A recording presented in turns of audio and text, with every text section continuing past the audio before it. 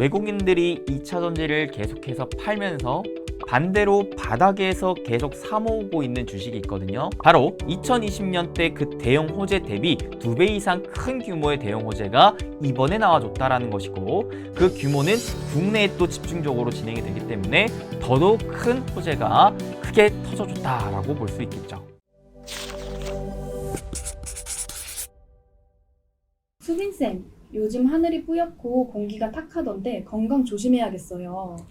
그렇잖아도 제가 어렸을 때부터 비염기가 심해서 오늘 잠깐 밖에 나갔다 왔는데도 눈, 코, 목이 다 따갑더라고요. 그래서 일단 따뜻한 물 최대한 마셔가면서 관리하고 있긴 한데, 우리 여러분들도 지금 날씨도 굉장히 급변하고 있고 미세먼지도 심한 만큼 무엇보다도 건강 우선 잘 챙기시면 좋을 것 같습니다. 최근 우려하셨던 2차전지 하락이 나오고 있는 것 같은데 이 현상은 어떻게 보세요? 그렇죠. 워낙 단기적으로 과열 구간에 있던 2차전지에서 특히나 외국인들의 매도세가 강하게 나오면서 주가 하락 조정이 나오고 있는 것 같은데요. 그렇다고 2차전지의 장기적인 방향성 전망이 깨진 건 아니니까 장기적으로 보실 만한 분들은 보시면 되겠죠. 다만 단기적으로는 계속 주의를 요했던 만큼 많은 분들이 최대한 피해를 줄이셨으면 좋겠다 생각이 들고요. 미리미리 대비하고 준비를 하셨던 분들은 이제 다음에 어떤 걸 주목해 봐야 될까? 이 부분을 오늘 아무래도 좀 더 면밀히 알려드릴 수 있도록 하겠습니다. 바로 외국인들이 2차전지를 계속해서 팔면서 반대로 바닥에서 계속 사모으고 있는 주식이 있거든요. 오늘은 이 주식이 무엇인가에 대해 자세하게 풀어보도록 하겠습니다. 그럼 본격적인 시청 앞서서 돈 드는 거 아니니까 좋아요, 구독 한 번씩만 눌러주세요. 감사합니다. 결론을 먼저 말씀드리자면, 최근 2차전지 수급이 향해 가고 있는 바닥권 주식이 대표적으로 크게 두세 개가 있는데요. 첫 번째는 반도체, 두 번째는 디스플레이, 세 번째가 제가 최근에 다시금 강조하고 있는 전장, 자동차 부분입니다. 실제로 삼성전자, LG디스플레이, 그 다음에 현대차, 현대모비스 이런 기업들의 수급을 보시면 최근 바닥권에서 외국인들이 굉장히 줄기차게 사 모으고 있는 모습 보여주고 있습니다. 물론 그렇다고 해서 그런 큰 기업들을 매수하는 건 단기적으로는 큰 재미를 보긴 어렵겠죠. 그래서 그와 관련된 중소형 기업들 중에 어떤 것들에 좀 더 우리가 주목해 볼 만한가, 이 부분을 오늘 알려드리려고 하는데요. 최근 반도체, 디스플레이, 전장 관련해서 많이 얘기를 드렸기 때문에 오늘은 기존에 하지 않았던 새로운 얘기들을 나눠보도록 할게요. 첫 번째 디스플레이부터 살펴보시면, 디스플레이는 제가 뭐라 그랬냐? 디스플레이 패널을 크게 두 가지로 크기에 따라 분류할 수 있다고 했죠. 근데 이 전체 디스플레이 시장을 또 크게 두 가지로 나누면 현재로서는 LCD 시장과 그 다음에 OLED 시장으로 구분지어서 생각해 볼 수가 있겠거든요.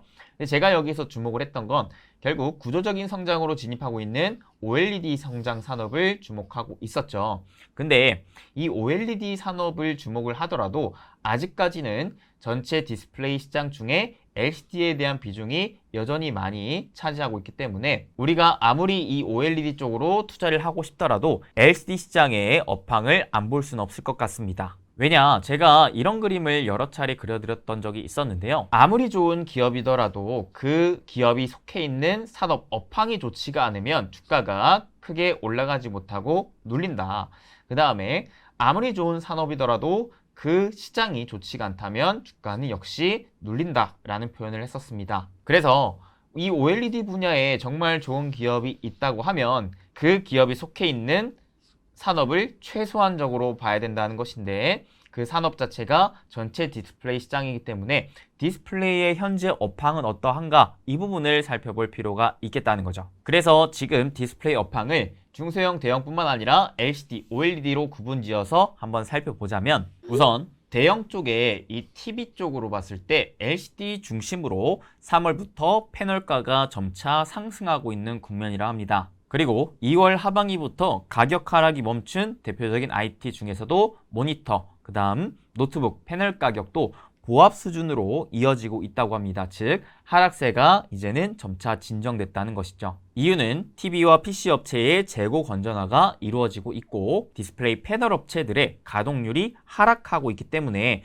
공급 축소의 영향으로 가격이 하방을 잡고 이제 올라가려고 하는 모습을 보여주고 있다는 겁니다. 항상 말씀드리지만 가격이 올라가는 건 사려고 하는 사람들이 많거나 팔려고 하는 물량을 줄이거나 할 때 가격 상승이 나오게 되죠. 그래서 지금은 공급 축소의 영향을 중심적으로 해서 디스플레이 패널 가격이 바닥을 잡고 올라오고 있는 국면에 위치하고 있다라고 보시면 될 것 같습니다. 그렇게 LCD TV 패널 가격은 8월까지 계속해서 상승할 전망을 잡고 있는 상황이라고 하는데요. 이에 따라서 TV와 PC 출하량은 1분기 저점을 확인한 다음에 2분기의 반등으로 전환되고 3분기부터는 수요가 회복될 것을 기대할 수 있다고 합니다. 왜냐면 가령 이런 거죠. 내가 평소에 TV라든지 아니면 컴퓨터, 모니터 이런 것들을 사려고 계속해서 지켜보고 있었는데 가격이 떨어지고 있어요. 그러면 사려고 하는 사람 입장에서 가격이 떨어지고 있다 보니까 내가 굳이 지금 살 필요는 없겠다 하면서 지켜볼 수 있겠죠.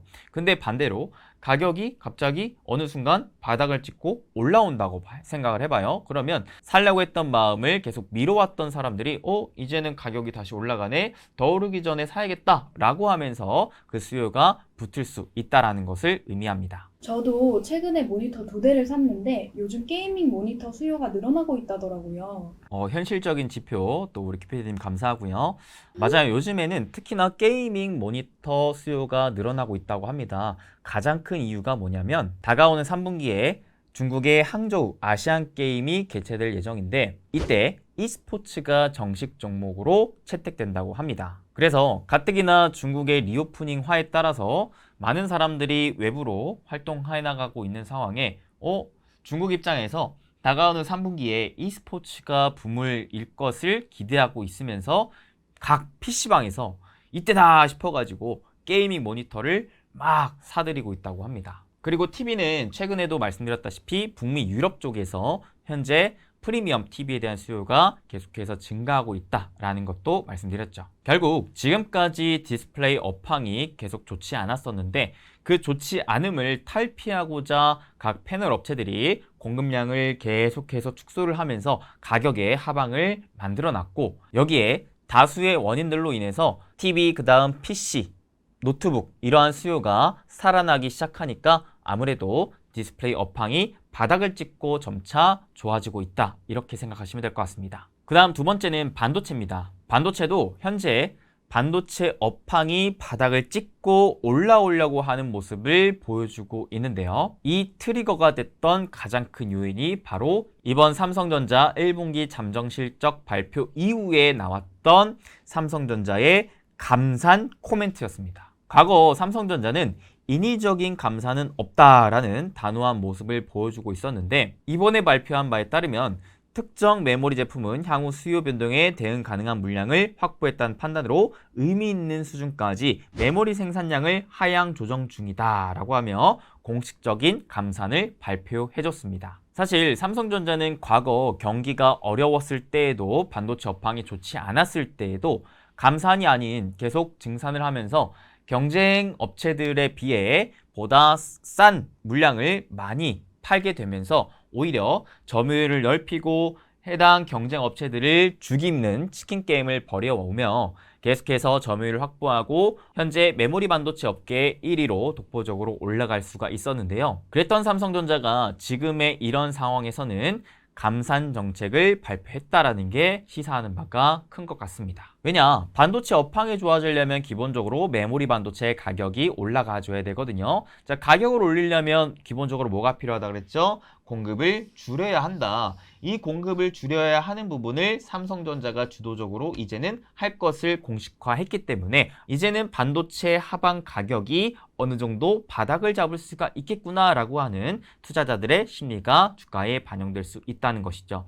그래서 실제로 최근 삼성전자를 바닥에서 사모으는 외국인들이 굉장히 많이 늘어났다고 볼 수가 있겠습니다. 또한 아까 말씀드렸다시피 반도체를 지금 살 것을 고민하던 업체들이 굉장히 많을 거란 말이죠. 근데 가격이 떨어지는 국면에서는 굳이 내가 살 필요가 없었는데 가격이 어느 순간 바닥을 찍고 올라가려고 하는 모습을 보여주는 듯하면 그 살려고 망설이고 기다렸던 업체들이 서서히 살 수 있는 환경이 마련될 수 있겠다라는 생각까지 가져와 본다면 올해 하반기 내지 내년부터는 그 반도체의 수요가 다시금 회복이 되면서 본격적으로 반도체 업황이 좋아지는 흐름을 우리는 기대해 볼 수 있지 않을까 싶은 생각이 듭니다. 실제로 이런 요인들로 최근 삼성전자의 감산을 통해 반도체 가격이 정상화 궤도에 올라올 것 같다라는 기대감이 시장에 폭발적으로 반영이 되면서 관련 반도체 섹터의 주가가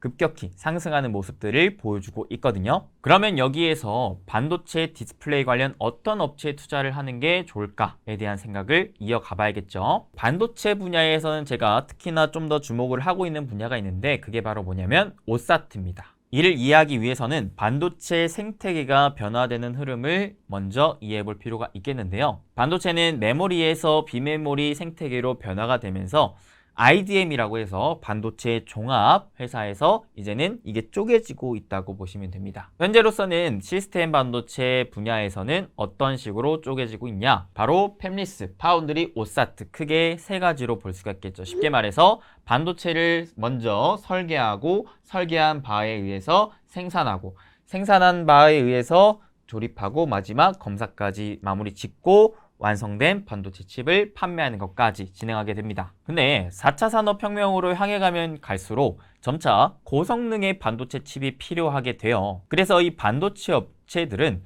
보다 더 고성능의 반도체 칩을 만들기 위해서 어느 분야의 기술에 계속해서 개발 및 투자를 집행했었느냐? 바로 이 생산단에 있는 전공정 분야에 큰 투자를 계속해서 해왔었습니다.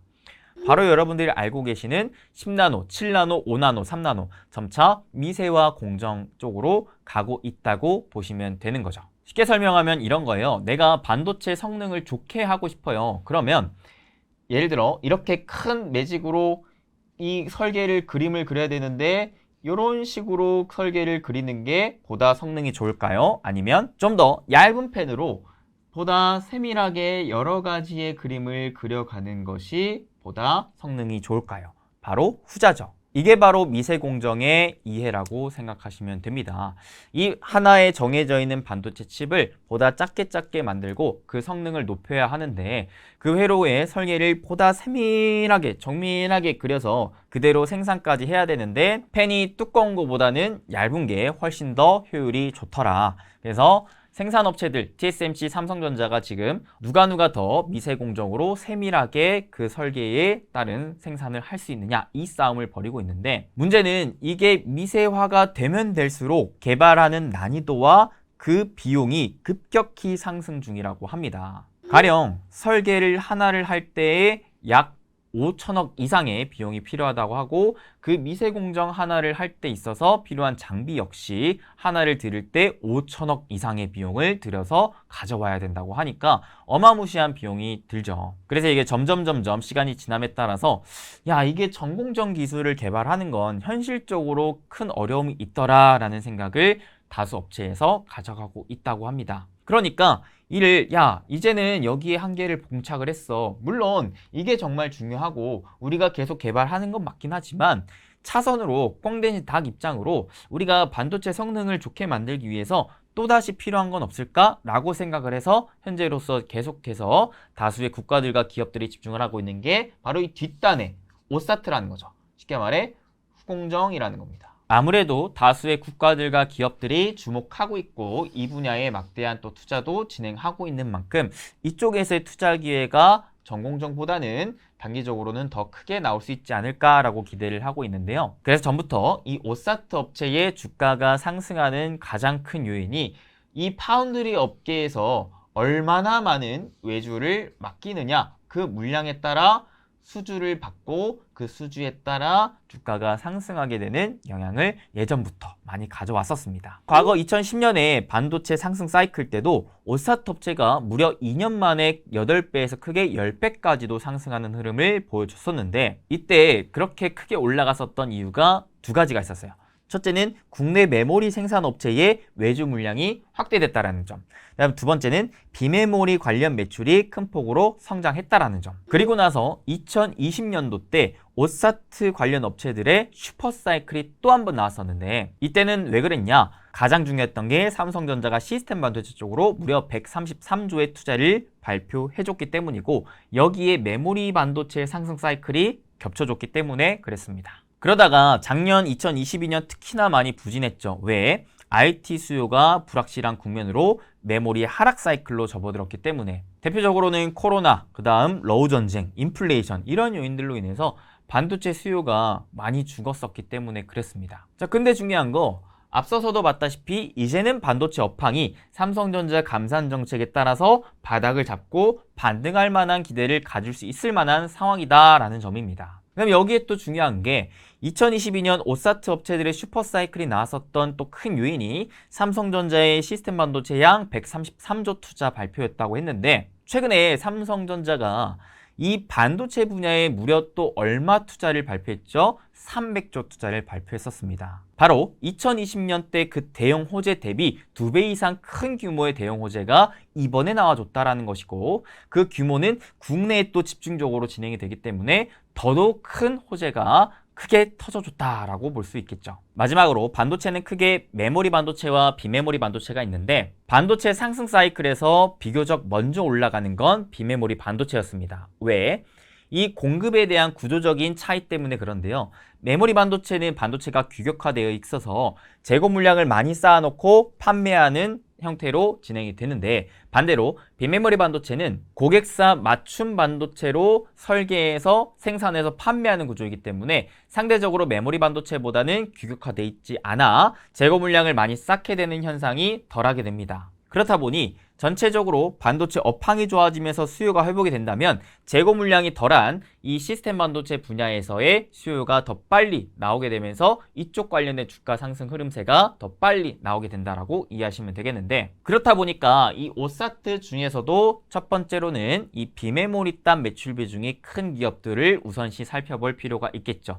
대표적인 기업으로는 네페스, 네페사크, 두산 테스나 같은 기업들이 있겠습니다. 그 다음으로는 메모리 반도체 상승 사이클이 밀어줄 수 있을 만한 부분까지 생각을 해본다면은 장기적으로는 이 양쪽으로 모멘텀을 갖추고 있는 SFA 반도체라든지 하나 마이크론과 같은 기업들도 주목해 볼 필요성이 있겠죠. 그래서 오늘은 이렇게 반도체와 디스플레이 분야의 업황이 바닥을 찍고 올라오려고 하는 국면에 있기 때문에 그 안에 속해 있는 좋은 기업을 찾아서 업황이 좋아지는 국면에서의 수익을 키우시면 좋지 않을까라고 생각을 해 공유해드렸습니다. 여기서 한 가지 여러분들이 또 아셔야 될 거는 아무리 업황이 좋아도 시장이 무너지면 또 눌리게 되거든요. 그래서 지금은 단기적으로 시장이 좋긴 해요. 근데 다만 여전히 인플레이션, 고금리, 경기 침체 국면이기 때문에 시장이 언제라도 단기적인 조정 하락이 나올 수 있다는 것을 유념하시고 그때에는 시장이 눌림에 따라 아무리 좋은 업황, 아무리 좋은 기업이더라도 눌릴 수 있겠구나 라는 생각을 가질 필요성이 있겠고 오히려 그렇기 때문에 그 부분을 섣불리 예측하려고 하기보다는 조정이 나오면 그때마다 분할 매수 대응을 하면서 업황이 좋아하니까 시장이 다시금 회복이 되면 얘가 더 크게 올라갈 수가 있겠구나 라고 생각하며 이러한 성장 산업에 있는 핵심 기업들을 시장이 떨어질 때마다 조금씩 분할로 사모으는 전략으로 대응하시면 그래도 중장기적으로 올해 하반기 내지 내년까지는 수익을 좋게 키워갈 수 있지 않을까라는 생각을 가져보며 제 생각을 공유해드려 봤습니다. 이렇게 오늘도 다양하게 여러분들께 제 생각을 나누면서 강의를 해드렸는데 분명 조금이나마 도움되셨길 바라겠고 도움되셨다면 잊지 마시고 좋아요, 구독, 댓글 한 번씩 남겨주시면 진심으로 감사드리겠습니다. 댓글 남겨주시는 분들께는 제가 특히나 여러분들 수익 왕창 보시라고 수익의 기운이 듬뿍 담겨있는 하트를 직접 댓글 하나씩 읽고 제가 눌러드리고 있으니까요. 댓글도 많이 남겨주시면 감사할 것 같습니다. 그럼 다음에 더 좋은 정보와 영상으로 찾아뵙겠습니다. 여러분 항상 건강하시고 행복되세요. 뿅.